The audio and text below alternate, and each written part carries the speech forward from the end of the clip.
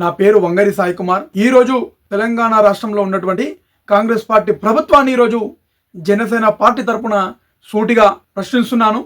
చలో విషయానికి వస్తే, తెలంగాణలో ఇప్పటి వరకు కాంగ్రెస్ పార్టీ ప్రభుత్వం వచ్చి 3 సంవత్సరాలు పూర్తిగా వస్తుంది.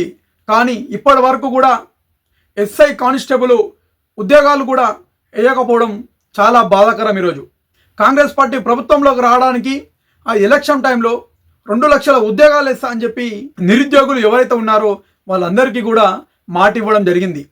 ఆ మాట మీద నిలబడకుండా నిరుద్యోగులు ఎవరైతే ఉన్నారో వారు ఏరికోరు తెచ్చుకున్న కాంగ్రెస్ పార్టీ ప్రభుత్వాన్ని వారందరూ 2 లక్షల ఉద్యోగాలు వస్తాయి కదా అని చెప్పి వాళ్ళందరూ కూడా ఈరోజు ప్రభుత్వాన్ని ఏర్పాటు చేస్తే వాళ్ళందరి కళ్ళల్లో కారం కొట్టి ఈరోజు కాంగ్రెస్ పార్టీ ప్రభుత్వం నిరుద్యోగులందరినీ కూడా రోడ్లపైకి ఎక్కించి ధర్నాలు చేసే విధంగా ఈరోజు ప్రభుత్వం తయారైంది.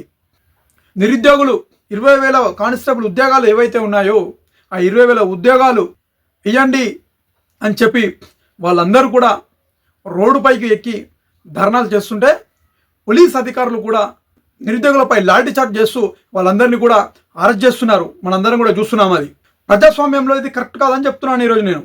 ఎందుకంటే గ్రామీణ ప్రాంతాల్లో ఉన్నటువంటి నిరుద్యోగులు ఎవరైతే ఉన్నారో వారందరూ ఓటేసారు కాబట్టి ఈరోజు మీ ప్రభుత్వం వచ్చింది. ఆ రోజు ఓట్లేసే క్రమంలోనేమో ఈ నిరుద్యోగులందరూ కూడా మీకు ఒక దేవుళ్ళలాగా కనిపించారు. ఈరోజు మాకు ఉద్యోగాలు వేయండి అని చెప్పి ప్రశ్నిస్తే మాత్రం ఇదే నిరుద్యోగులు మీకు దయ్యాల్లా కనిపిస్తారా అని అడుగుతున్నా ఈరోజు నేను. ఇదే కాంగ్రెస్ పార్టీ ప్రభుత్వం 2 లక్షల ఉద్యోగాలు వేస్తా అని చెప్పింది. నిరుద్యోగులు ఈరోజు వరకు కూడా 2 లక్షల ఉద్యోగాలు ఎక్కడ కూడా జాబ్ క్యాలెండర్ రిలీజ్ చేసిన దాఖలా లేదు. ఒక దిక్కు డీజీపీ గారు 19,000 20,000 పోస్టులు ఖాళీ ఉన్నాయి అని చెప్పినప్పటికీ కాంగ్రెస్ పార్టీ ప్రభుత్వం మాత్రం 5,000 ఉద్యోగాలు ఇస్తాం, మిగతాయి తర్వాత వేస్తాం అని చెప్పడం సిగ్గుచేట అని చెప్తున్నా ఈరోజు నేను. 19,000-20,000 ఖాళీలు ఉన్నప్పుడు 20,000 ఉద్యోగాలు వేస్తే ఎవరి టాలెంట్తో వాళ్ళు ఎగ్జాములు రాసి పాస్ అవుతారు. 15 లక్షల మంది నిరుద్యోగులు ఉన్న కాడ 5,000 ఉద్యోగాలు వేస్తే అవి ఎక్కడికి సరిపోతాయి? ఒక్కసారి నువ్వు ఆత్మవిమర్శన చేసుకోవాలి అని చెప్పి కూడా నీకు జనసేన పార్టీ తరఫున తెలియజేస్తున్నాను ఈరోజు నేను. నిరుద్యోగులందరూ కూడా ఈరోజు దిల్సుఖ్ నగర్లో కావచ్చు, చిక్కడపల్లిలో, అశోక్ నగర్లో కావచ్చు, దిల్సుఖ్ నగర్ ప్రాంతాలలో ఇన్స్టిట్యూట్లలో ఫీజులు కట్టలేక వాళ్ళ తల్లిదండ్రులు ఈరోజు పుస్తెల తాళ్ళు అమ్మి పొలం తాకట్టు పెట్టి ఈరోజు ఆ తల్లిదండ్రులు ఈరోజు కోచింగ్ సెంటర్లకి నిరుద్యోగులకి పైసలు కడుతున్న దాఖలు మనం చూస్తున్నాం. వాళ్ళ తల్లిదండ్రులు కూడా ఈరోజు అలిసిపోయారు, పైసలు కట్టలేని పరిస్థితిలో ఉన్నారు వాళ్ళు కూడా. కానీ ఎక్కడ కూడా ఇప్పటి వరకు నోటిఫికేషన్ పడే దాఖలా లేదు. నిరుద్యోగులు ఈరోజు రూములు కిరాయిలు కట్టలేక, హాస్టల్ల రెంట్లు కట్టలేక పెద్ద పెద్ద చదువులు చదువుకొని శంకర్ నాయక్ అనే ఒక నిరుద్యోగుడు ఛాయ్ బండి పెట్టుకున్న పరిస్థితి ఏర్పడ్డది ఈరోజు కాంగ్రెస్ పార్టీ ప్రభుత్వంలో. ఇదే విధంగా కొంతమంది డీమార్ట్లలో పెద్ద పెద్ద చదువులు చదువుకున్న వాళ్ళు, అంటే వీళ్ళందరికీ కూడా పోలీస్ ఉద్యోగం పైన కాకి చొక్క వేసుకోవాలని చెప్పి ఒక కసితో వీళ్ళందరూ కూడా ఈరోజు పోరాటం చేస్తుంటే ప్రభుత్వం నోటిఫికేషన్ వేయకుండా వీళ్ళందరినీ కూడా ఈ విధంగా ఇబ్బంది పెట్టడం కరెక్ట్ కాదని చెప్పి కూడా నేను కాంగ్రెస్ పార్టీకి తెలియజేస్తున్నాను.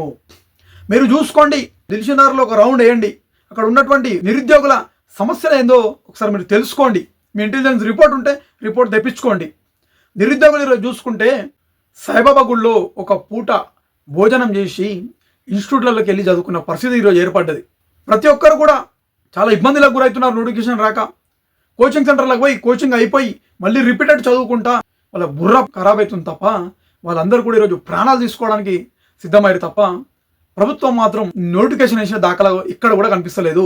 కాంగ్రెస్ పార్టీ ప్రభుత్వానికి నేను ఒకటే డిమాండ్ చేస్తున్నాను, జీవో 46 ఏదైతే ఉందో అది ఎంబడే తొలగించి ఈ ఎస్ఐ కానిస్టేబుల్ విద్యార్థులకి 36 సంవత్సరాల ఏజీ రిలాక్సేషన్ ఇచ్చి వీళ్ళందరికీ కూడా జీవో నెంబర్ 46 తొలగించి 20,000 ఉద్యోగ నోటిఫికేషన్ ఎంబడే రిలీజ్ చేయాలని చెప్పి కూడా కాంగ్రెస్ పార్టీ ప్రభుత్వాన్ని ఈరోజు నేను జనసేన పార్టీ తరఫున ఈరోజు నేను తెలియజేసుకుంటున్నాను. ఈరోజు అదేవిధంగా మీరు 5,000 ఉద్యోగాలు వేసినట్టయితే ఇక్కడ 15 లక్షలు ఉన్నటువంటి నిరుద్యోగులు ఎవరైతే ఉన్నారో వాళ్ళందరూ కూడా ఈరోజు ఆత్మహత్య చేసుకోవాల్సిన పరిస్థితి ఈరోజు ఏర్పడుతుంది.